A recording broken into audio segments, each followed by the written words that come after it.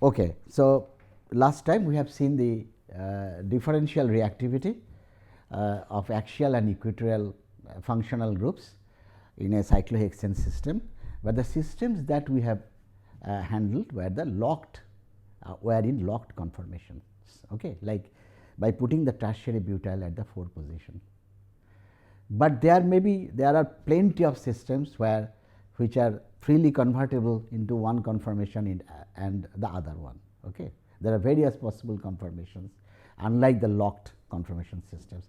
So, the situation will be little bit different when we deal with such a system. Okay. So, let us first define the problem. Suppose a molecule has two conformations, can exist in two conformer as two conformer, one is A, another is E, okay, and they are in equilibrium with each other. So, what I am saying that a particular system can exist in two conformations or rather two conformers which are in equilibrium with each other. Now, I try to do a reaction, a chemical reaction on this system. So, this will react because this is a different entity as it is in a different conformation. So, they will react with their own rates. Okay. So, E gives, suppose this also another criteria I put in here, that this generates a product which is, say I say PE, and this generates a product which is PA. Okay. Now, so basically I have a system where there are two conformers present, A and E, they are interconvertible and they are extremely rapidly interconvertible. That means, if there is a dearth of A, then E goes to A, or if there is a dearth of A in the system, then A goes to E. So, that interconversion is very fast as compared to the rate of the reaction. So, rate of the reaction are these are slower, much slower as compared to this rate of interconversion between A and E. And so, that is the first restriction, that this is the rapidly interconvertible, and these reactions that I am doing on E and A are slower than this interconversion rate. And a fourth and the third thing that I put is that there is no interconversion between the two products. So, PA cannot be converted to PE or PE cannot be converted to PA. Now, in that case, if all these things are satisfied, that means rate of interconversion is fast, rate of reaction is much slower as compared to the rate of interconversion, and the products are different and these products are not interconvertible. Now, the question is, what will determine the ratio of these two products, PE by PA? So, concentration of PE versus concentration of PA. So, which parameter will decide? Now, one might think that suppose I started with 90% of A and 10% of E, that is the ground state population of A and E, and just from the population difference one might say that PA will be formed because A was present in 90%. And PE will be less because E was present only in 10%, but that is not true. In a conformationally dynamic system, this is what is called conformationally dynamic system, what happens if these restrictions are followed, that the rate of reaction is slower as compared to the rate of interconversion and the products do not lead to the cannot interconvert, then the ratio of the two products, first of all, it does not depend on the ground state population of the conformers. It does not depend on the ground state population of the conformers. Okay. Then what factor it really depends? The factor that decides the ratio of these two is the difference in the Gibbs free energy of the two transition state, is the difference energy of the. So, it depends on the free energy difference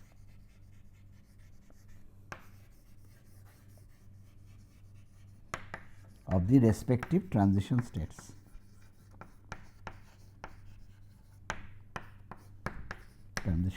Okay.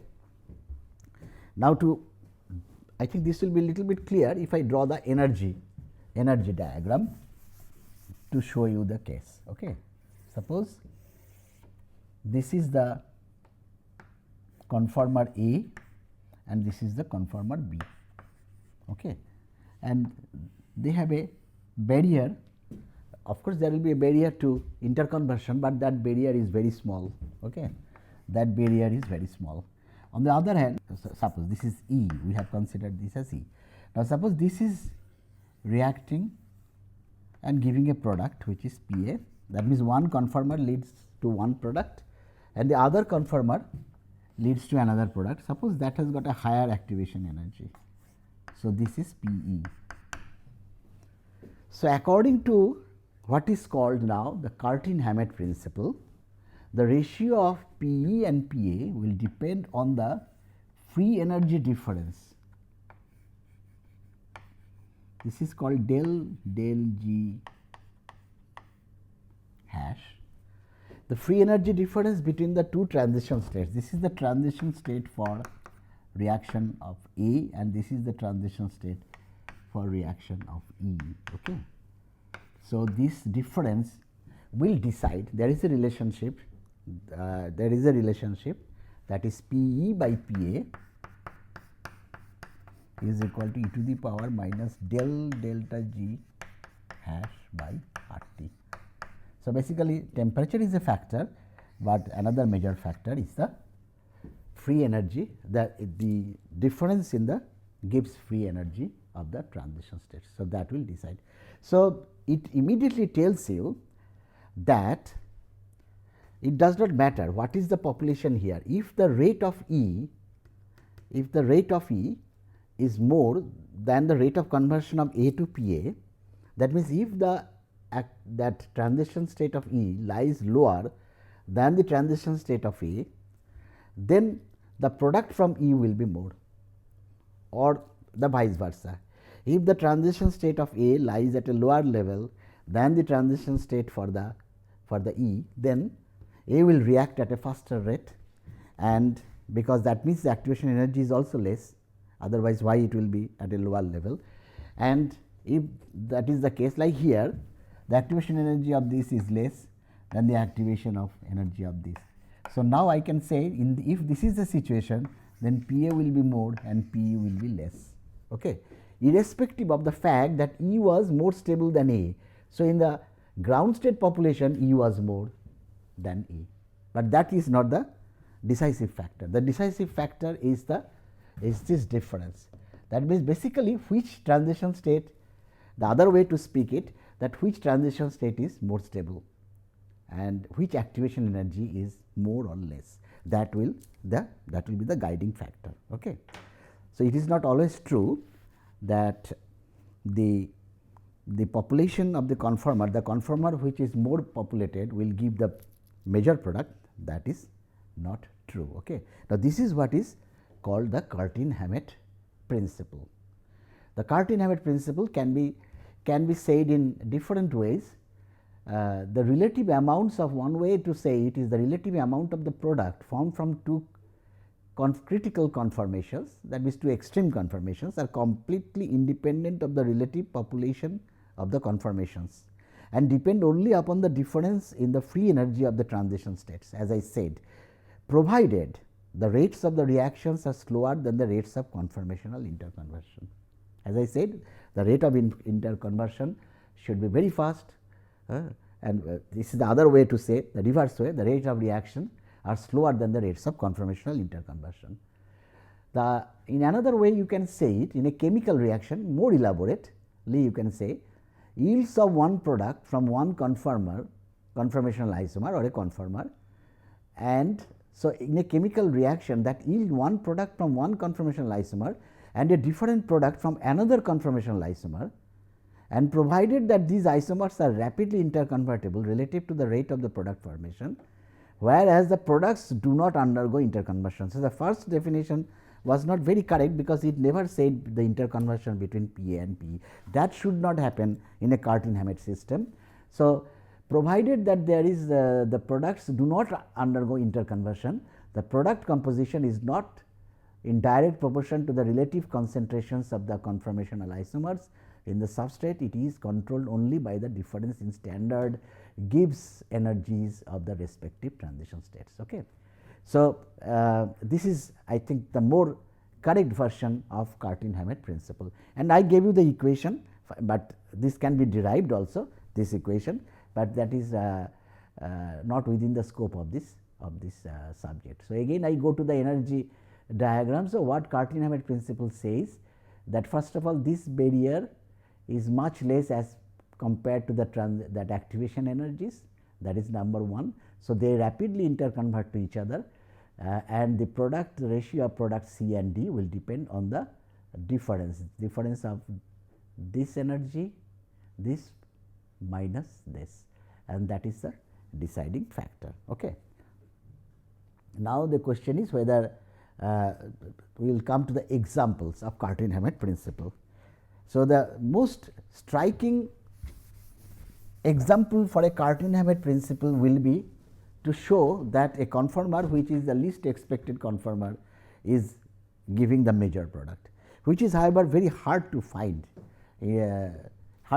because most of the time it has been found that the major conformer is actually having a higher rate of reaction, that means a lower activation energy, that is in most of the cases.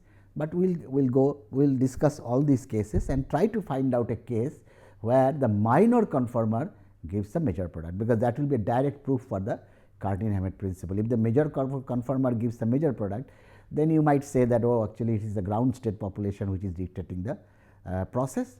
So, it is the best process, the best way to prove the Cartan-Hammett principle is to show that the minor conformer gives the major product. Okay.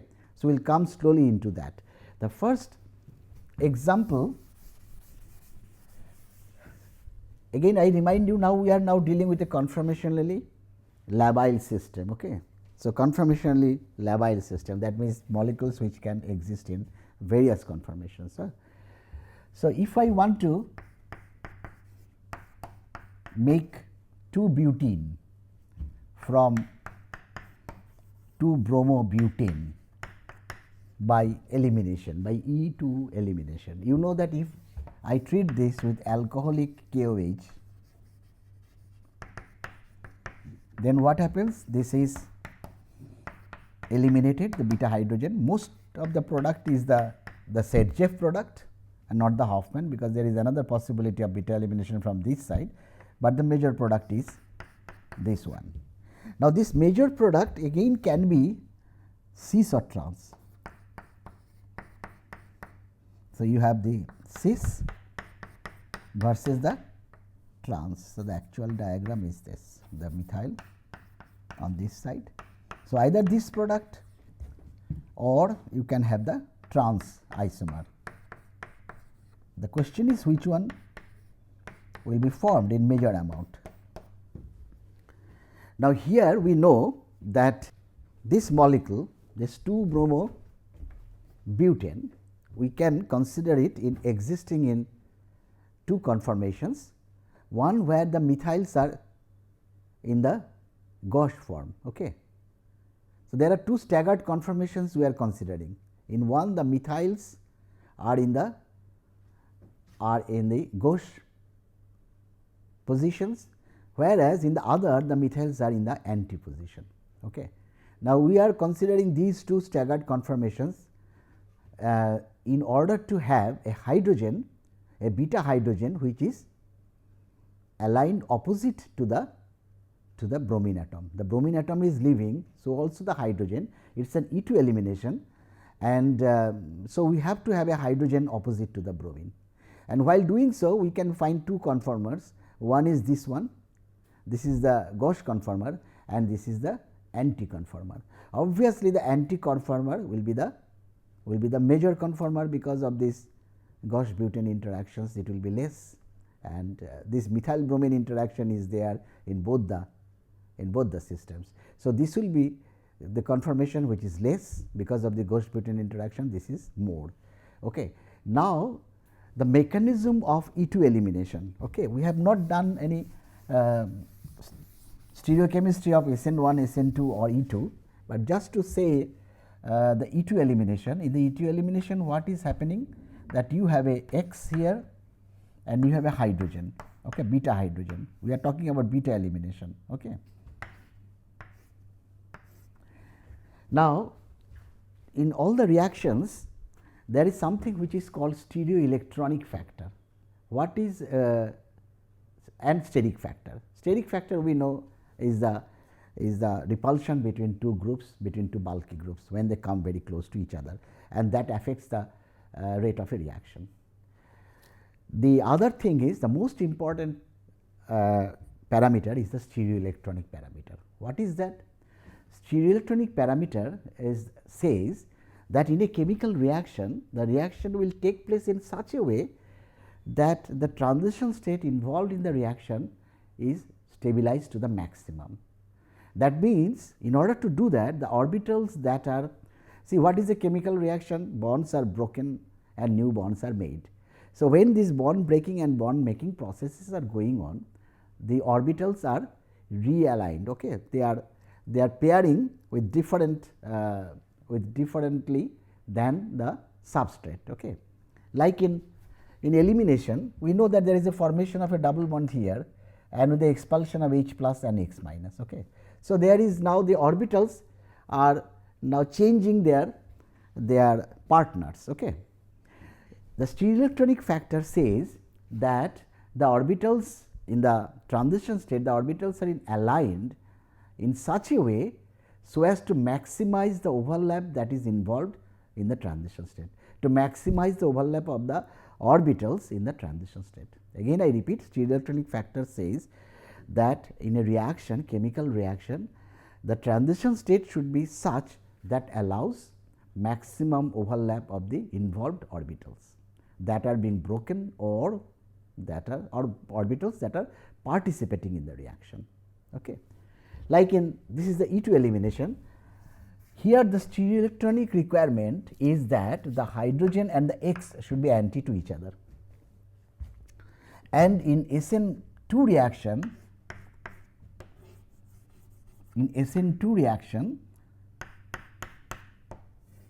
the stereoelectronic requirement is that the nucleophile should approach from the back side, not only from the back side, but it should be aligned to the CX axis, opposite to the CX axis.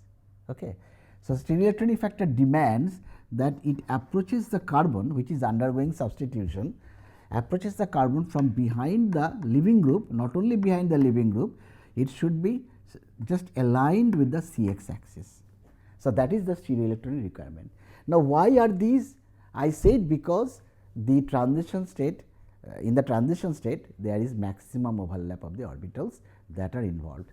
Like here we know that there is this is the, suppose this is the orbitals, there is a small part of the orbital here. Okay. Now, if you consider, actually I took it small, this is the bonding scenario. In the anti-bonding scenario, there is a bigger lobe on the back side which is empty, anti-bonding orbital. So, when the nucleophile comes, so if the nucleophile comes through this side, there will be less overlap of the orbitals. Only if it comes from just exactly opposite to the CX axis, then the overlap is much more. The overlap is much more. On the other hand, if it comes from inclined position, which is also back side of CX, but the extent of overlap will be less. So, it approaches from the back side and opposite to the CX axis. Okay. So, that is the stereoelectronic requirement of SN2 reaction, and you know the consequence of this. This leads to what is called Walden inversion, that is inversion of configuration. In E2 elimination, very similar things happens, that the base approaches from here, takes the hydrogen. E2 means it is a bimolecular reaction. So, the base is involved in the rate determining step. So, now that comes here and this goes there. So, in terms of orbital approach, if you break it into orbitals,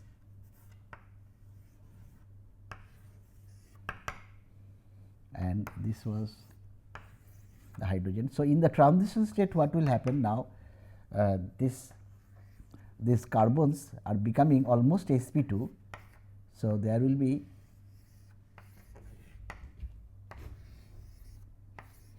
maximum overlap between these orbitals, if it approaches, if they are perfectly anti to each other, because if there is an angle between the between these lines Cx and Ch, then the p orbitals or semi p orbitals which are generated during the reaction, they cannot be aligned to each other. So, if there is a angle, so the overlap will be less, that means the transition state will be less stabilized. So, that is the reason that this should be perfectly anti to each other. So, that is E2 elimination, stereoelectronic requirement of E2 elimination. So, the hydrogen which is eliminated should be anti to the group, to the leaving group. Okay. Now, let us come back to this slide again. So, this is your one conformation and this is the other conformation. Now, the hydrogen, both the conformations, there is a hydrogen which is anti to the bromine. So, the base abstracts this hydrogen and it comes attacks the back carbon bearing the bromine. So, bromine leaves. So, in the process what happens, this carbon becomes sp2 and the back carbon becomes sp2. So, the hydrogen now and the methyl will eclipse each other. So, hydrogen and the methyl will eclipse each other, and so that will lead to, because the methyls are in the opposite direction. So, that will lead to the formation of the trans product, which is the 2E, also called the E configuration, right. We know the Ez stereochemistry now.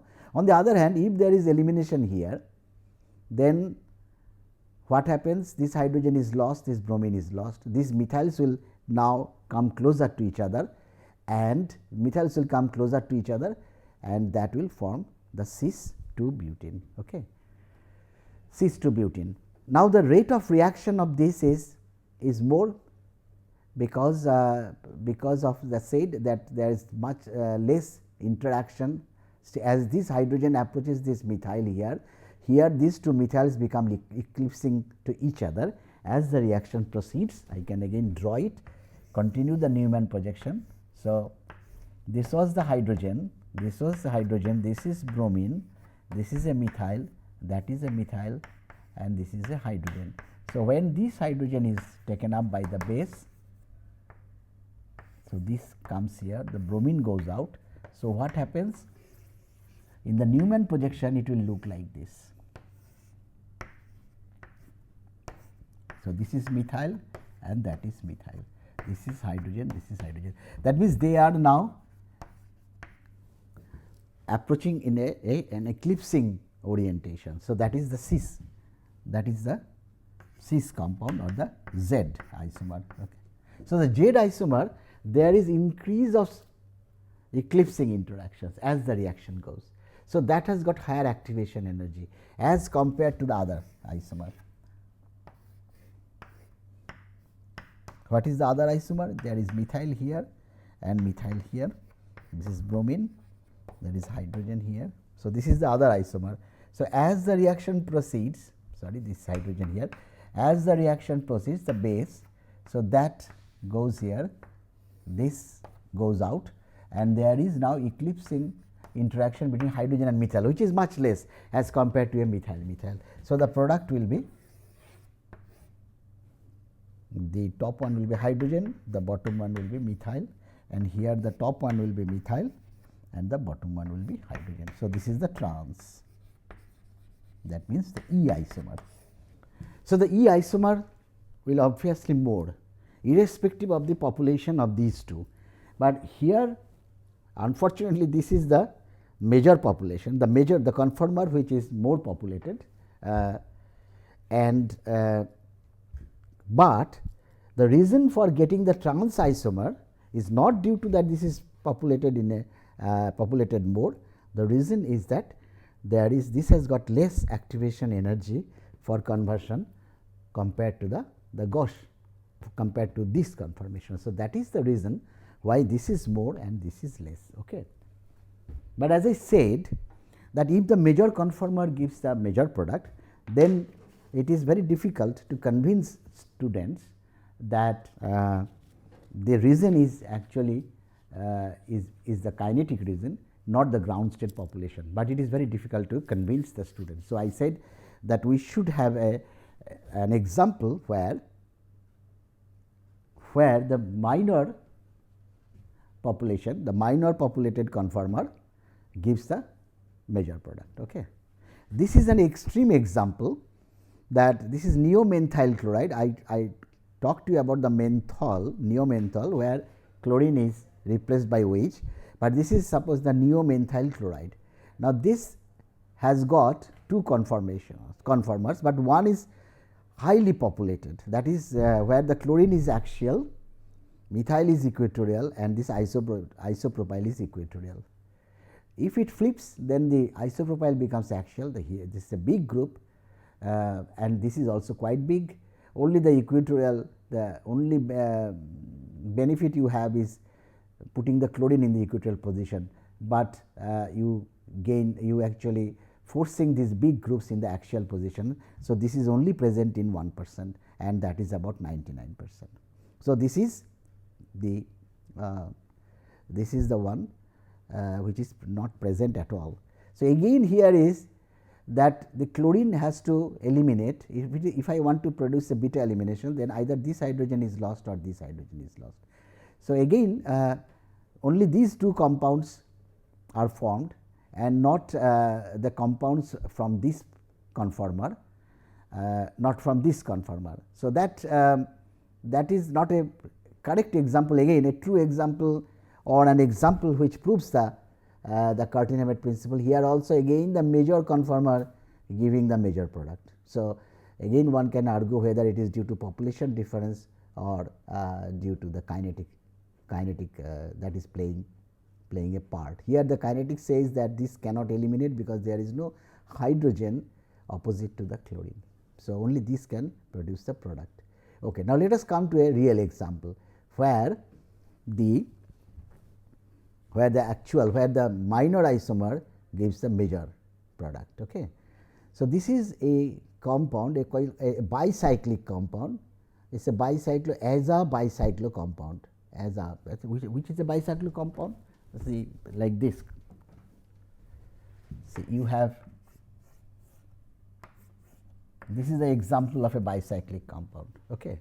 These are named, probably whether you know this or not, this is 2,2,1 bicyclo, then the total number of carbons 1, 2, 3, 4, 5, 6, 7. So, this is 2,2,1 bicycloheptane, 2,2,1 bicyclo, maybe these are dots, 2,2,1 bicycloheptane. Okay. So, similarly, if you look at this compound, what is shown here, this is your 2, this is 3 carbons here. So, 3, 2, 1 bicyclo and the total number of atoms is 1, 2, 3, 4, 5, 6, 7, 8. So, bicyclo as a octane. So, this is bicyclo as a octane. Let me draw it here in the board. Okay. So, what we are talking about is a system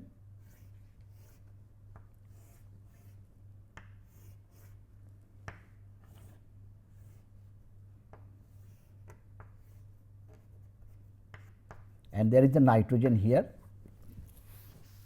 So, this is the, as I said, this is 2, this is 3. So, 3, 2, 1 bicyclo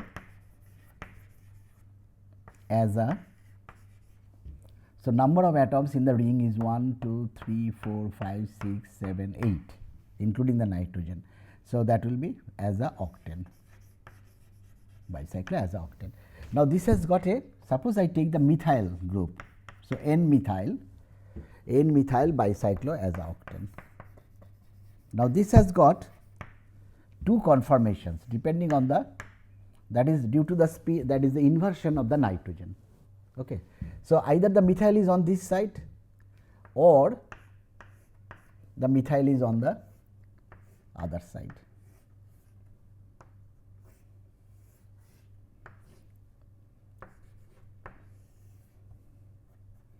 So, methyl is on this side and the lone pair on this side. Now, between these two, because of the presence of the larger portion of the ring, so you have lot of hydrogens on the top, here you have hydrogens here and there. So, there are more interactions of these hydrogens with these methyls. Okay. So, as a result, this one will be the major conformer and this one will be the minor one. This one will be the minor one. Now, suppose I do an N alkylation.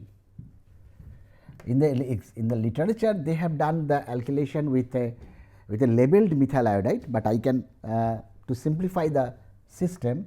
Suppose I add ethyl bromide. So, what will happen? The ethyl bromide will react, the nitrogen will attack it in a SN2 fashion. So, there will be now ethyl group. So, I can erase this lone pair. Now, there will be ethyl group on this side, the nitrogen is plus and there will be ethyl group on this side. Okay. Now, the question is which one is, these two compounds are not same. Now, the inversion is also not taking place. So, they are mirror images of each other. Okay. Which compound is more? First of all, this is major conformer, but the problem is the approach of this ethyl, because of these hydrogens, the approach of the ethyl bromide from this side will be difficult as compared to the approach of the ethyl from this side. Okay. So, now the major product will be this one, the major product will be this one, that is coming out from a minor isomer, from the minor conformer, whereas the major conformer leads to a minor product. Okay.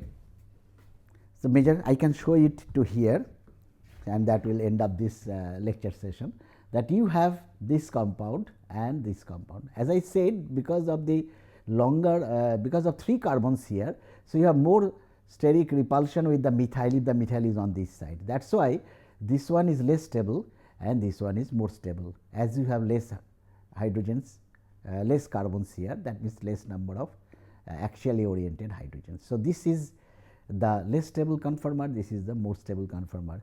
Now, this was treated with not ethyl iodide, not ethyl bromide, but for simplicity I said ethyl bromide. This was treated with a 13C labeled methyl iodide. 13C label means that is a different carbon. So, what will happen? Now, the methyl is when the nitrogen lone pair on this side, then this attracts here the methyl, but the problem is the approach of this methyl iodide to this lone pair is difficult, because this is the larger portion of the ring. So, that is less accessible. On the other hand, it is easier for this lone pair to attack the ethyl bromide from this side, because this side is easily accessible. So, again I repeat, this side is less accessible, that is why the lone pair attack onto the methyl iodide will be less facile from this side than the lone pair attack from this face to the methyl iodide. So, what happens? This becomes the major product, because this side is more, this face is more available, sterically accessible. So, this becomes major product and that becomes minor product. Okay. So, this is a classic example where the more stable conformer, that means more populated conformer, is giving the minor product, and the less populated conformer is giving the major product. I think this is the best example which proves the validity of the Cartan-Hammett principle. Okay. So, we will discuss more problems next day. Today I think that is it. So, you end up with saying that population is not the determining step for systems which follows Cartan-Hammett's principle, systems where equilibration is very rapid between the conformers, but the rate of the reaction is slower. Then what happens? The product ratio is not governed by the population, ground state population, it is governed by the free energy difference between the transition states. Okay. That is a very important concept in stereochemistry, in dynamic stereochemistry with conformation in labile systems. Thank you.